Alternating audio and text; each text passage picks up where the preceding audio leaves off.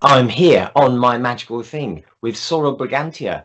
Sister, it's lovely to have you here on my magical thing. I know you as fellow magician in the Magical Pact of the Illuminatus Thanateros, former section head of the British Isles section. It's lovely to have the opportunity to invite you here to share your magical thing. Thanks for inviting me. Sister, could we see your magical thing, please? Yes, you can. This is my magical thing. Oh, okay. Oh, what is it? It's just like a big pink thing. Yes. Oh, right. Book. Yeah. I can just about see something on the cover. What's on the cover? Is there a mark or something on the... Well, this book is 38 years old, so the lettering has faded. What this is a copy of the Bible. It's a New International Version that was given to me when I was 13 years old from my family, and I've had it all this time. So that's why you can't actually see the lettering on it. Right. So tell us the story of your magical thing, sister. Well, the reason why this is important is that I come from a long line of Baptist Christians, a very long line. And when I was 5 years old in church, I had my conversion experience, quite young, where I was filled with the power of the Holy Spirit. It's very, very profound experience. Now, you'd think that would turn me into a Christian.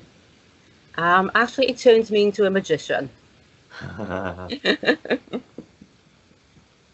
Because I had my first experience of knowing that life is a little bit more complicated than we necessarily think that it is, and there's more going on spiritually than what initially meets the eye.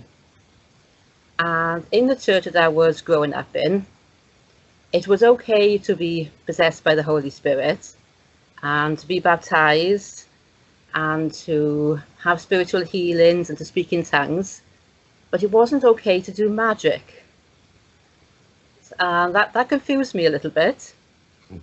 And I found myself really wanting to do magic. I was very, very drawn to it, but I wasn't really able to start until I was 18 years old and I left the family home. So I had these two things going on. It was like a part of me really, really wanted to do magic. And there was another part of me saying, "You'll go to hell, girl." So I had that tension going on for quite some time. But what I really want to do will win out in the end. So I did my first work-in, you could say, just weeks after I'd left home in my student halls of residence at the age of 18. And I continued to do magic, and eventually I decided to join a group. I joined the IoT, still having this tension going on.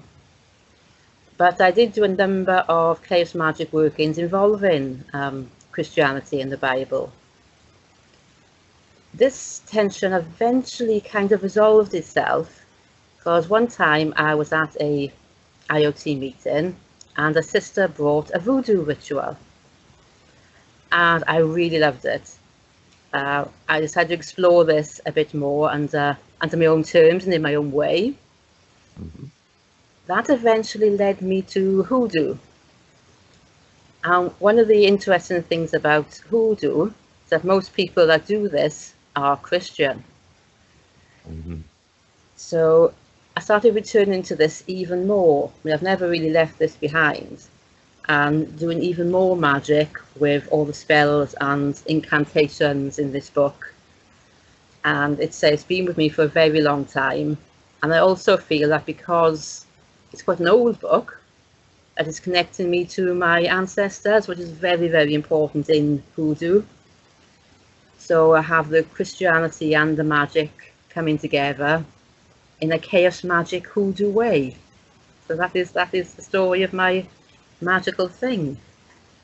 Soror Brigantia, that's amazing to hear that confluence of influences and that connection with your ancestral lineage, and how you were able to bring that together within the meta paradigm of chaos magic. That's fantastic. Yes, Thank you so much for sharing your magical thing. Thank you. Excellent. I'll see you soon. Lots of love. Bye. Joy Fugway. Bye.